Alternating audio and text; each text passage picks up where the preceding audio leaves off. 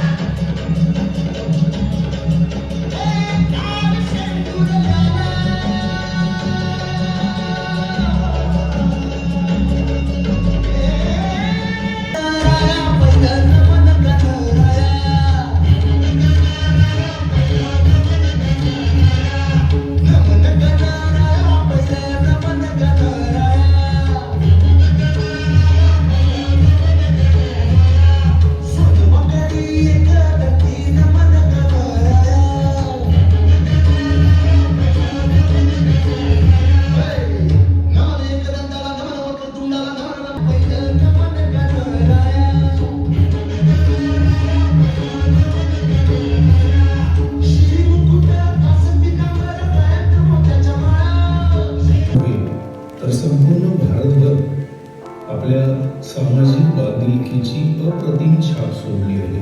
मी बोलतो आहे महाबळेश्वरच्या सह्याद्री ॲडव्हेंचर ट्रेकर्स आणि स्पोर्ट असोसिएशन बद्दल। या संस्थेचे अध्यक्ष श्री संजय मधुकर पार्टे आणि त्यांच्या संपूर्ण टीमने गेल्या 22 वर्षांपासून सातारा जिल्हा आणि महाराष्ट्राच्या कानाकोपऱ्यात निस्वार्थ सेवा केली आहे। 25 सप्टेंबर 2004 रोजी नोंदणी झाल्यापासून संस्थेने केवळ ट्रेकिंग किंवा खेळापुरतेच नव्हे तर प्रत्येक आपत्काळात सक्रिय भूमिका घेतली आहे। मग ते पूरग्रस्त परिस्थितीतील बचाव कार्य असो, शैक्षणिक सेवा असो किंवा गरजू लोकांना अन्न, वस्त्र आणि निवारा पुरवणे असो, संपूर्ण देश लॉकडाऊनमध्ये असताना या संस्थेचे कार्यकर्ते आपल्या जीवाची पर्वा न करता मदतीसाठी धावले.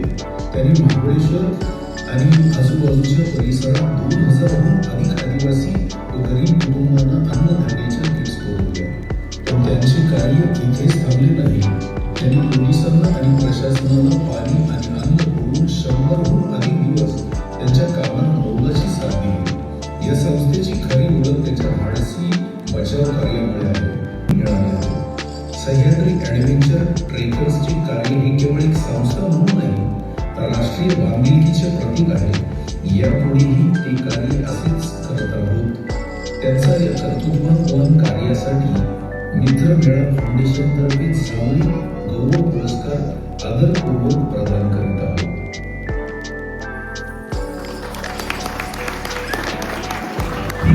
जोरदार टाळ्यांचे प्रतिसाद.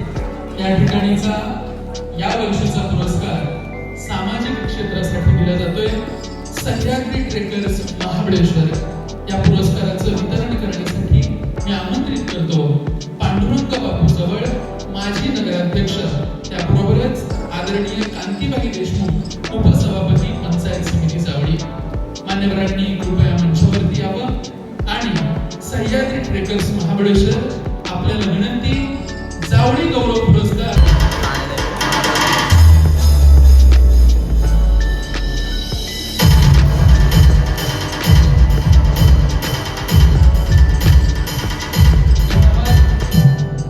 शाळेपर्यंत शिक्षण पूर्ण केलं.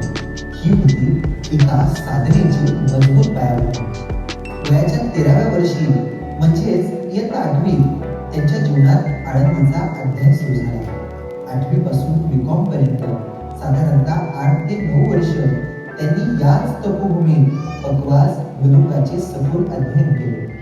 आळंदीत असताना त्यांना श्री गुरु अशोक महाराज पांचाळ, श्री व्यंकटेश महाराज फड, श्री मित्रमेळा फाउंडेशन तर्फे जावळी पुरस्काराने सन्मानित केला. ऋषिकेश लक्ष्मण दरेकर.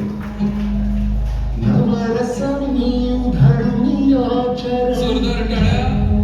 माननीय ऋषिकेश लक्ष्मण दरेकर कला क्षेत्रासाठीचा जावळी गौरव पुरस्कार आपल्याला प्रदान करण्यात येतोय. या पुरस्कार वितरणासाठी मी आमंत्रित करतो जावळीवर गौरव पुरस्कार देण्यात येत आहे.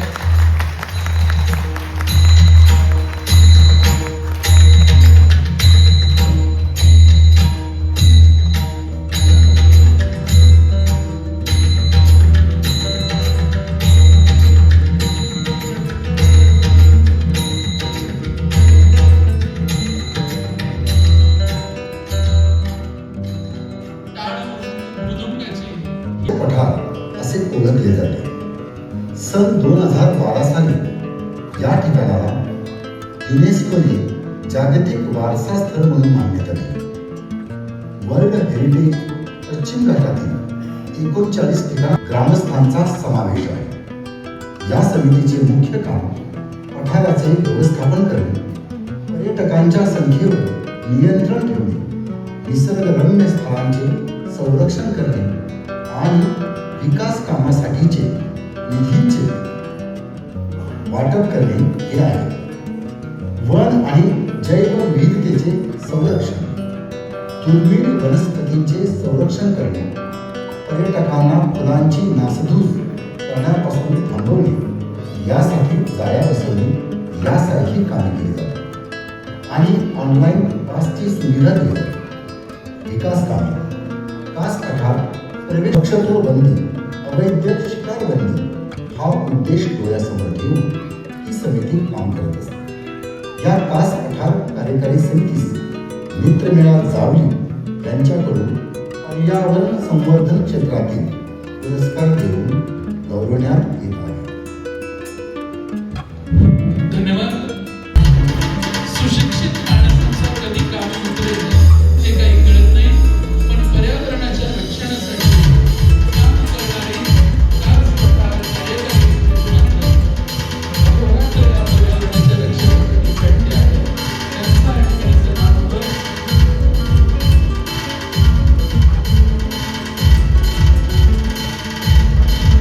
ज्यांनी स्वतः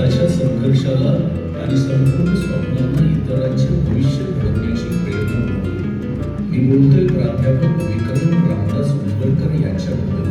प्राध्यापक विक्रम सरांचा जन्म 12 मार्च 1993चा. त्यांचं मूळ गाव उमरी, पण आसनीच्या मातीत ते वाढले. घरची परिस्थिती हलाखीची. महाबळेश्वरच्या गिरीस्थान हायस्कूलमध्ये शिक्षण घेताना त्यांनी पर्यटकांना माहिती देण्याचं आणि औषधी वनस्पती विकण्याचं काम केलं. 10वी झाल्यावर मुंबईत काम करत 12वी पूर्ण केली. त्यामुळे तिथे एक गोष्ट स्पष्ट झाली, शिक्षण नसेल तर किंमत नाही. कॉलेज गावात आणि काम मुंबईत, सुट्टे पुण्याला. त्यांच्या या कर्तृत्ववान कामगिरीबद्दल मित्रमेळा फाउंडेशनतर्फे त्यांना जावळी